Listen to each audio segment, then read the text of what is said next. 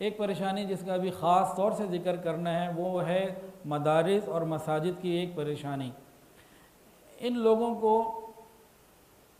پہلے قربانی کے جانور جو قربانی کی کھالیں جو ہے نا وہ سیل کر کے پیسے مل جاتے تھے۔ جب بکرا 15,000 کا تھا، کھال 800,000 کی تھی۔ جب گائیں 30,000 کی تھی تو گائیں کی کھال شاید 3,000 کی تھی، 4,000 کی تھی۔ اب گائیں 60,000 80,000 لاکھ کی ہو گئی، کھال 500 کی ہو گئی، بکرا 40,000 کا ہو گیا اور کھال 70-80 روپے کی ہو گئی۔ ایک ان کو وہاں بڑا مسئلہ بنا۔ دوسرا، ابھی اس لاک ڈاؤن کی وجہ سے جب کاروبار نہیں ہے تو کاروباری لوگوں کے لیے پیسے نکالنا ایک الگ مسئلہ ہے۔ پھر یہ جو بھوک اور تکلیف اور راشن اور دوسروں کی مدد کا جو سلسلہ شروع ہوا اور لوگوں نے الحمدللہ اس میں خوب کام کیا اور پورے ملک میں ایک دوسرے کا خیال رکھنے کی کرنے کی کوشش کی گئی اور بہت سارے لوگوں نے کام کیا۔ اس میں ایک اندیشہ یہ ہے کہ وہ لوگ جو اپنی زکوٰۃ دیتے ہیں وہ اگر اسی پہ اکتفا کر بیٹھے اور انہوں نے مزید اس کے آگے قدم نہ بڑھائے تو مدارس جو رمضان المبارک میں پورے سال کی ایک محنت کے لیے خرچوں کو جمع کرنے کی کوشش کرتے ہیں اور زکوٰۃ، صدقات اور خیرات فی سبیل اللہ لوگ ان کو عطیات دیتے ہیں، تو ایک سال کی اگلے پورے سال کی پلاننگ اسی رمضان میں کر رہے ہوتے ہیں، تو وہ متاثر نہ ہو جائے۔ وہ اگر متاثر ہو گئی تو آگے آنے والے پورے سال میں کہیں مدارس میں لاک ڈاؤن نہ ہو جائے، تعلیمی دینی لاک ڈاؤن نہ ہو جائے، اس کے لیے ہمیں آج فکر مند ہونے کی ضرورت ہے۔ کچھ لوگ ہو سکتا ہے یوں کہیں کہ جی ہمارے اوپر 2.5% زکوٰۃ تھی، ہم نے 2.5% زکوٰۃ ادا کر دی، مدارس کو دی یا غریب کو دی یا راشن میں دیا، ہم تو فارغ ہو گئے اور ہمارا تو حق ادا ہو گیا۔ اگر کسی کی یہ سوچ ہو تو وہ بھول میں ہے کہ قرآن مجید میں اس بات کا ذکر ہے حق معلوم للسائل والمحروم۔ ان حالات میں جب کہ تنگی ہے، جو آدمی گزشتہ سال میں اگر 100 روپے دیتا تھا وہ 100 دے کر ہی فارغ ہو جائے گا، تو بعض حالات میں وہ فارغ نہیں ہوگا بلکہ پکڑ میں بھی آ سکتا ہے۔ اس وقت زیادہ کی ضرورت ہے، زیادہ آگے بڑھنے کی ضرورت ہے۔ زکوٰۃ کا نصاب اللہ نے اتنا آسان بنایا، پورا سال آپ نے کتنا خرچ کیا کوئی حساب نہیں۔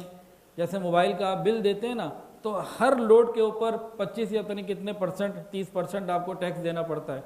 زکوٰۃ تو یہ ہے کہ پورا سال آپ جو مرضی کمائیں، جو مرضی خرچ کریں، آخر سال میں جو آپ کے پاس بچ گیا اس کا 2.5% دینا، یہ زکوٰۃ ہے۔ اتنا سا معاملہ ہے۔ لیکن اس وقت کے حالات ایسے ہیں، جیسے تبوک کے موقع پہ نبی علیہ السلام نے صحابہ کو متوجہ کیا اور حضرت صدیق اکبر رضی اللہ تعالیٰ عنہ نے تو اپنا سارا مال دے دیا، عمر فاروق رضی اللہ عنہ نے آدھا مال دے دیا، اور بھی صحابہ نے خوب ہمت کی۔ اس وقت پوری امت کو ضرورت ہے اور پاکستان کو ضرورت ہے، تو جن کے پاس وسائل ہیں وہ اس وقت صرف زکوٰۃ تک محدود نہ رہیں بلکہ اس مشکل وقت میں دوسروں کا خیال کریں۔ بھوکے کو روٹی مل گئی وہ کھانا کھا لے گا، لیکن اگر مدارس کو روٹی نہ ملی، مدارس کے لیے جو چیزیں ہم نے طے کی ہوتی ہیں وہ ہم نے نہ کی آگے آنے والی مہنگائی اور آگے آنے والے سال میں، تو خدا نہ خواستہ یہ مدارس کہیں بند نہ ہو جائیں۔ کافروں کی تو دلی تمنا ہے کہ یہ بند ہو جائیں، اگر ہم نے ان کی سپورٹ نہ کی تو ایسا نہ ہو کہ بالواسطہ یا بلا واسطہ ہم کافروں کی خواہش کو پورا کرنے والے بن رہے ہوں۔ حضرت مولانا اشرف علی تھانوی رحمۃ اللہ علیہ نے اپنے زمانے میں ایک بات بتائی تھی کہ دیکھو تم اگر مدارس کو چندہ نہیں دینا چاہتے مت دو، اگر ان لوگوں نے تم نے ان کی مدد نہ کی اور ان لوگوں نے کسی نے سبزی کی دکان کر لی، کوئی آئی ٹی کی فیلڈ میں چلا گیا، کوئی کہیں چلا گیا، کوئی کہیں چلا گیا، تو بتاؤ 60-70 سال بعد تمہاری اولادوں کو کلمہ کون سکھائے گا؟